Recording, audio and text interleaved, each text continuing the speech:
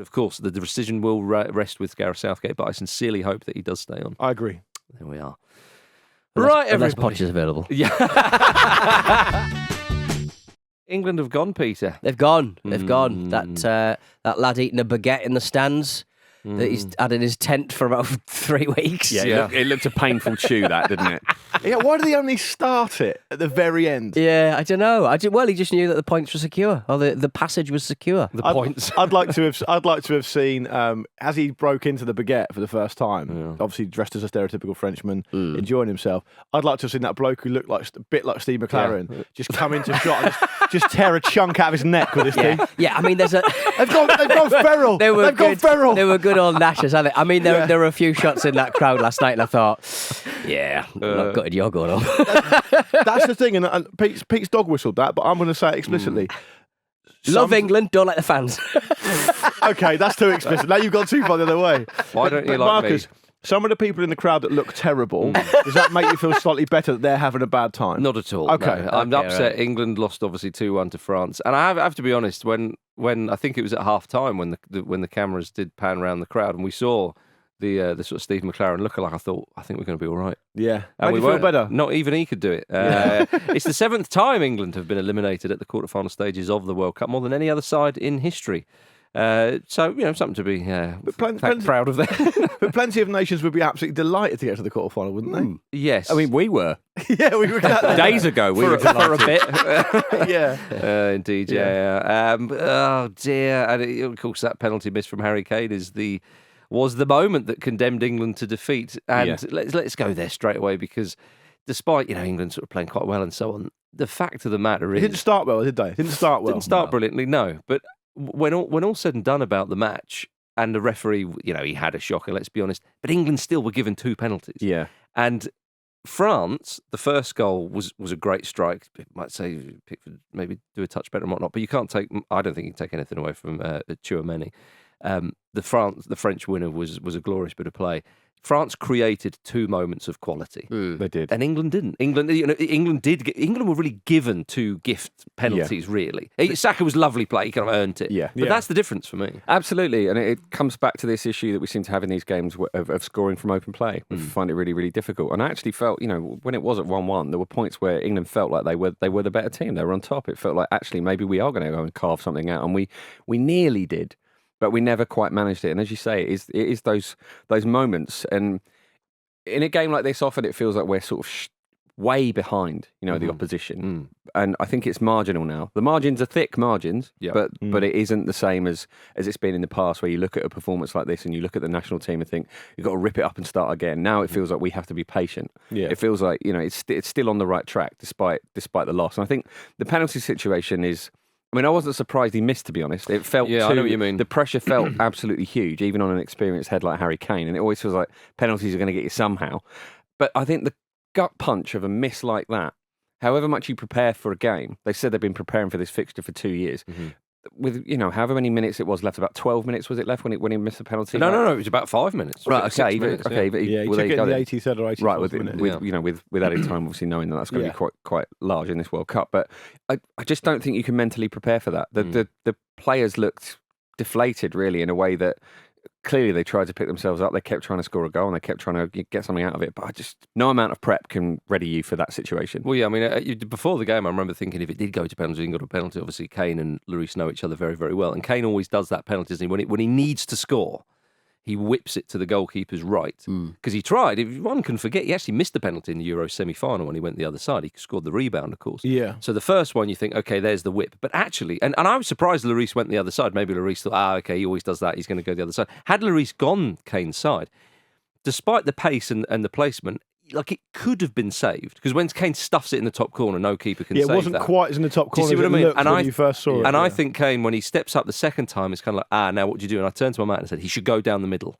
That's what we should do. Now, look, I'm sitting at my sofa at home, for crying out loud. Packet of crisps. Indeed, yeah. But with Kane, he's obviously thought, I need to stuff this in the top corner. Ultimately, it's moot, because he said himself he didn't execute it, so he didn't hit the target. It was about a yard over the bar. And clearly, he is an excellent penalty taker. Yeah. He tried to score. But look, with regards to the game, there was a period in that second half where France suddenly were not making passes. They looked a bit shaky. They were rattled, yeah. And England were on top, and there was the Maguire header that came off the post, and there was that cross from Shaw, and Saka came in, and it kind of sort of cannoned off him. It was a bit of a tricky one, and you've got to score when you're on top, and that was the window of opportunity. It was, and I think Pete and I were chatting about it on the old WhatsApp last night, and I said initially after the game that I didn't think England carved out that much, but then Pete disagreed, and I think I agree Pete was right. I watched it back again this morning. Clip that. Yeah, and although you guys talked about these two key things that France did, which I totally agree with, of course, because that's how they scored both their goals, England did actually create a bit. I mean, that roll that Kane had over Upamecano was beautiful, and that was really, if you watch that again in slow motion,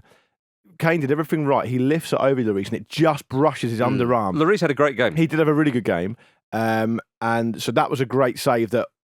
Look, on another day, that's an inch to the left and it's a goal. Sure. It's literally a goal. Yeah. So, and you've got the Rashford free kick at the end, which is just over the bar. You got a great save that Lloris makes where I think it was Kane again who smashed one hard. It took a slight deflection. Lloris makes a good save. So Lloris made a great save from Bellingham as well. But then he Pickford was did. called into action because Giroud had a great chance. And it was a difficult one to take. So it was a game of chances. Yeah. And the chances were capitalised upon on France and they weren't by England. And just to go back to something that Jim said a second ago, which I totally agree with, this is a game that Marcus and I previewed going into it the day before, and we said it was a 50-50 game, right? It's hard to pick. It's going to be whoever makes the most of it. And that's exactly how it transpired. And France made the most of it, England didn't. It doesn't mean England need to sack the manager, do something completely different, change their philosophy, all the stuff that the media always talks about, and we have been included in that over the years. It just means that only one team can win the World Cup. You got to remember that 31 teams go home disappointed, some more than others, and they come up against a really good side. And on the night, they probably just the came best short. side. Yeah, and on the night they just fell short. So there's nothing to be ashamed of. I would say that on another day you play that game again. I mean, someone on the radio yesterday, I think it might have been Julian Laurent, said play that game another 9 times, and England will probably win 8 of them. Yeah, that's how he felt as a Frenchman. So you've got to look at it both ways. As a Frenchman employed by the BBC. Yeah, well, true. Yeah. No, but fair comment. I think you can sort of look at the tournament and sort of go like two things. It was there for the taking because there's nobody left that you wouldn't be massively and I think that's a real fearful signal. of. I think, but it was always been the case though when we've got really this far. You would argue that although Southgate probably got his tactics a little bit wrong against Italy, and he sat back a little bit and tried to defend the lead. I think even then, I think Italy weren't any great shakes really. So. With France, if you were going to take the two squads and sort of go, right, what squad would you rather? I'm sorry, like respective ages of their leading lights. I would say when you've got players like Jude Bellingham coming through, I'd prefer the England squad. I thought they defended really tidily at times, and it was just 2 goals that on another day wouldn't have found their target. I was really pleased with the performance, and I think they dominated France in many aspects. I think that's definitely a takeaway. I mean, in the mass of WhatsApp messages I'm sure everybody had last night, the general vibe, obviously not 100%, but the general vibe did seem to be, it's just not gone our way. And it was a good performance. But I think it's telling from like the divorced dads who usually ring up TalkSport at like 8 o'clock and me driving in and listening. I'm not divorced yet, by the way. Yeah. I wasn't where I left the house this morning. They sort of I think even they're kind of like staring into the abyss where they'd usually be Gareth Southgate out. Yeah. I think they're staring at the abyss of like. No, there was one of them. There was a couple, but I think they're staring at the abyss and going, I mean, who you've got to replace him with someone who's going to come in. At international level, you don't need a manager. You need a dad. You are right. Not a divorced one. Not a divorced. You need a dad on the pitch as well, and I think Jordan Henderson played that role fantastically last night. I thought Henderson was his work rate was great, but I just think he looked a bit headless chickeny for me. I don't think he was great. I quite enjoy the way that he seems to work with Rice and Bellingham, but that's a separate point from what I wanted to make, because I think actually there are still going to be people saying Southgate out, they don't get it, etc., etc., etc. But as you touched on, Pete, at international level, it is consistency that you need. Deschamps is a perfect example. Yogi Löw before as well. I think it would be silly to get rid of Southgate now. It will be Southgate's decision. Absolutely. I mean, he has a contract until the Euros, doesn't he? Which has been mentioned a lot. But I think it makes so much more sense to keep it consistent. The team are better now than when he took over. And they've developed every tournament. I mean, you think about 4 years ago in Russia, it was very much, let's just stick to this position and see how far we can kind of go and work on set pieces, rightly so. The Euros was better than the World Cup, and this World Cup, I would actually argue, was better than the Euros in terms of playing. And they definitely played better. Yeah. Go back to what Jim says. Look at how France go out of the 2014 World Cup. Quarter-final, Germany, probably played better. Yeah. Lost 1-0. Yep. Deschamps was manager, stuck with him. You can't. And Yogi Love's another good example, so I think there is a precedent there. But I think also, if we're going to talk about the game itself and talk about the performance and say how proud we are of England, which I think we should be, and Marcus, you're absolutely right. They played in the front foot. I said as well, you and I said going into the game, we want them to play a back four. We want them to stick to what they're good at. We want them to go toe-to-toe. We want to back ourselves. Toe-to-toe with the best team in the competition. Exactly, and they did that. And another day they would have won. France were good in the key moments. That's the problem. Yeah. And you look at, there's a couple of things I would say about that. One is you talk about the goals that France scored.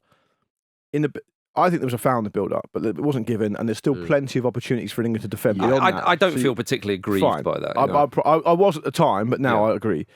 But look at what happens if you watch it back again. Everyone listening at home, if you fancy it, you look at it again. When a ball comes down the left flank, it comes to Mbappe.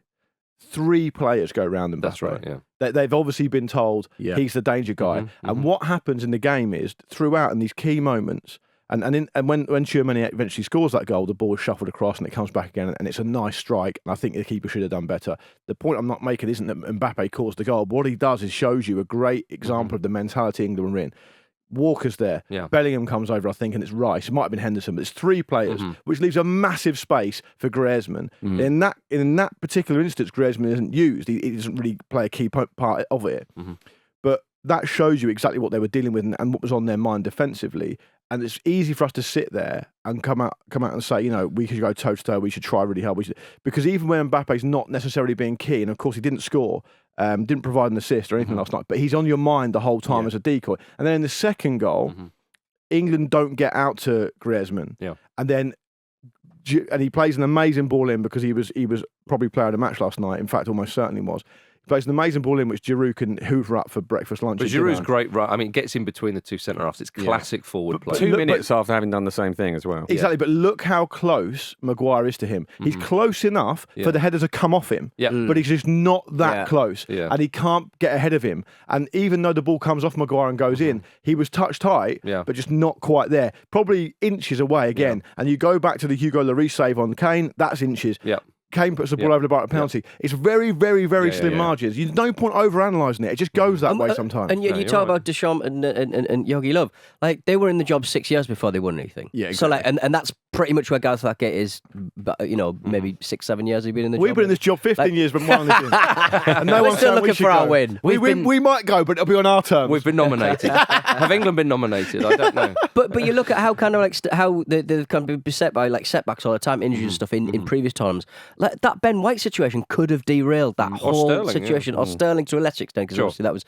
But Ben White's clearly a clash of personalities there. That could have derailed the whole the whole endeavour. So I love him as England manager. I think we're lucky to have him. But I think we are, and I think if you look at the England, I mean, the thing is, I agree with everything that's been said there. There will be a lot of feeling this morning, and certainly was last night, of but it didn't go for us. Yeah, but that ceiling's still there. Yeah, that ceiling's still that England just can't. And look, you're right about the inches, but the inches didn't go our way again. So the more things change, the more they stay the same. It doesn't feel like a historical. It doesn't feel like a. But it doesn't. 40 years of it doesn't feel like that. It does. And what I would say is to give a bit of England fans a bit of hope and whatnot is. Well, firstly, the Euros is only a year and a half away. Yeah. So it's only 18 months. Think about the last Euros final. It was 18 months ago. So, it seems like... what you're saying, the answer is more tournaments, more frequently. Yeah. Exactly. Yes. More football. Can I just... No, what I was going to say is that you look at this side, it's a young side. Yes, there will be 1 or 2 players who in 2 years' time, will they be still at the races? Henderson, will he be able to put that type of energetic performance in the next World Cup? Certainly not. But Kane still has 2... maybe 3 tournaments. It was Kane's best performance last night, I think, for England. And I'm gutted for Kane, but we talked about that. But Saka, Foden, Bellingham, Rice was great last night. Even Shaw. Kyle Walker, who I thought did a great job. Reece James is going to come in. There's a lot to be. The new ones that just pop up. Indeed, yeah. There'll be new ones. And of course, France will have new ones as well, and Spain will have new ones. I understand all that, but I am saying right now, everybody, we're going to win the Euros. I'm telling you right now, we're going to do it. We'll come on to that, but can I just make another point about the game itself, just while we're here? Because I want to say two more things that I think really need to be said. One is that France were a weakened team last night. Yeah. A lot of players missing, key players that you'd want to see at a World Cup. But very, very adequate. Yeah, backups. but I mean, ultimately, old players though, older players. Yeah, but fine. But Giroud wouldn't have started last night. Tchouaméni wouldn't have started last night. Probably all things being equal, Rabiot may not have started last night. They've got a kid playing at left back who's he's probably the worst defensive player in the knockout stages of the World Cup. Replacing his older brother. Who's better than him. Strange. He's not even the best player in his family. And he's playing left back. And then you've got Upamecano who was really poor last night, which brings me on to the central point I want to make, which was that down that left flank, Mbappe, Hernandez and Upamecano, it was like can't defend, won't defend. It was Mbappe just is not interested in it, and he's kind of industrious. And but the problem is you can't push on too much because again on the break, and that's the Mbappe factor. I have never seen a defensive player at this level in the shape of Theo Hernandez get on the wrong side of an attacking player more often than I saw him do it. And I would honestly say, if when I played the Sunday League as a kid, if I had been on the wrong side as often as he was, I reckon I would have got hooked. Yeah. He was so poor, and Saka had him on toast the whole time that I think it got to the point where it was almost, if you don't score here, if you don't score from open play from this, with the way Upamecano is trying. Upamecano, the way he defends for this France team is he tries to get everything. He tries to go in front and strike it all the time. And it's such a high risk thing to do. And against a player like Kane, you saw it when Kane rolled him in the penalty area. There's so many opportunities there. So although we've said what we've said, and I think on another day it could have been different, and England should be proud, that was a real obvious weakness that I don't think England fully capitalised So do you think that would be there where, say, Southgate kind of comes up short a little bit, or Steve Hunt? I mean, again, they've been practicing for this. Perhaps there's a bit of confidence, maybe. Maybe a bit of confidence. I mean, yeah, you do. I mean, I thought France, the way they played it and the way England played it, of course, France clearly gave more attention to Jude Bellingham because often the ball that was on from the defence to the midfield was Jordan Henderson. And as Pete said, I thought Henderson actually did well in terms of industry, but he's not going to maybe be as creative. They're much happier if him received it than they are Bellingham. Absolutely. Yeah. So you saw that, and England were a little bit ponderous in possession, coming out from the back at times. Whereas France, when they wanted to kind of quickly move up the field, they could do that. But as the game went on, you kind of thought, actually, England, they are a bit ponderous and so on, but they're doing okay. I mean, there was chat about, what about substitutions and so on. I thought it was a tricky one for Southgate because you think to yourself, no, we England are doing all right here, actually. Who do you take off? That's the thing. You think, we can bring on this player and this player. Yeah, but who are you taking off, though? Yeah. And, of course, I think he probably went for, the tired legs maybe with Foden and Sterling and sort of tried to mix it up. Rashford obviously scored a lot of goals at this tournament. Sorry for Jack Grealish coming on. There's no way you're going to touch the ball here, Jack. Well, that was because Stones went off, And the fact is, if England had have scored, I mean, they would have been terribly set up for the... But Marcus, again, it's the margins. I hope Saka had a knock. I mean that in the nicest possible way because bringing him off was insane. Yeah. I think that you're right to say it was a tricky one because of the timing that France scored. If England equalised 54 minutes, there's a period of play of about 20 odd minutes where it's in the balance. Yeah. So you can be forgiven for not being brave there, but then of course because Southgate's been criticised for not being brave in the past, that kind of dogs him a bit. To be fair to him, as soon as France score, he makes changes. I don't think he should have taken Saka off. If he had an injury, that's fair enough. That's the only excuse I can think of. And I would also say, speaking of John Stones wasted 2.5 minutes of England's injury time. I don't care if your fucking leg's hanging off. Get off. Yeah. Get off the pitch. You can't stay there. You know for a fact he's not, especially with that ref as well. You're not going to. Well, you've got to get off. It did go to 100 over 100 minutes, so that was taken into account. But I understand what you mean. You don't know that's going to be the case. Well, it holds up the play, but yeah. And I also, if I'm going to be super critical of England and super critical of them on the pitch, I would say that sometimes in these types of games, and indeed in any type of game, you just get a referee who's, and if you're being super fair to somehow, you say he's not refereeing the game in the way that you would particularly like it referee. He's from a different continent, a different confederation. He sees the game differently. It's not to say there's anything untoward about it. He had a poor night, but he referees the game in a way that, say, Premier League players aren't used to, right? You have to get out of your mind after literally about 5 minutes. You have to go, bang, it's not going to go for us. So I thought Bellingham particularly wasted a lot of energy complaining. And I thought, I don't care what anyone says, a referee doesn't win or lose you a football match. He hasn't got enough influence to be able to, unless we're talking about brazen corruption in the in the 30s or whatever. These days they just don't have enough power to do so. I don't think you can afford in a game of such fine margins, as we keep saying, to waste even a percentage of energy doing what I thought Bellingham did far too often. I think so that's the only criticism I'd make of him, by the way, because I think he's probably the he'll world's learn. best He's young young, player. of course. Yeah. I think, and that just shows how green he is, I suppose, isn't it? It's kind of like, well, he's never experienced, he's probably never been refereed by a character like that. But, and also, I think Kane, booked his ideas up in the second half. Like, he spent a lot of time throwing himself to the ground. He wasn't going to get anything. No, he's not going to give you it. He's not going to give you anything. Well, and I think that was poor from England, because actually you start doing that, then the referee's going to think, no, yeah, I know what you're up to. It's not going to help it, is it? No, exactly. But can I just say, I think Southgate should absolutely stay, and he should be. The whole thing should continue. If that hasn't been made clear, I think I would like to make that clear. Well, he did say, when asked about his future, he said, whenever I finish these tournaments, I need time to make correct decisions, because emotionally you go through so many different feelings. I want to make that contract, decision. Gareth. You've got a fucking contract. Indeed, yeah. We will sue you to the fucking moon, mate. Sort of excited to see what he does next, really, because there are sort of players on the outskirts. Tomori would be a good example as well, and Maddison as well, who we didn't see at all in the tournament, who might well be integrated into the squad now, with an eye on them being present at the Euros. And perhaps it's sort of almost the way that he sort of treated players like Maguire.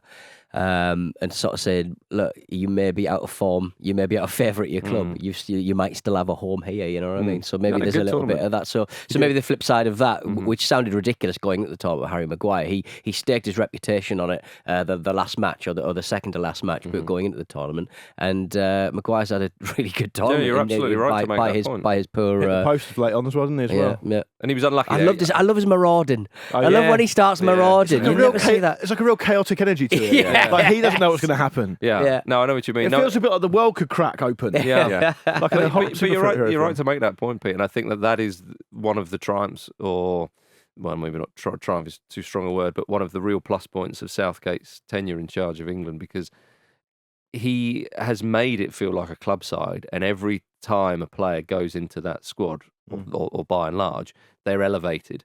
We see that with Pickford. I would say you'd see that a bit with Stones. Luke Shaw, certainly. Maguire's the obvious one.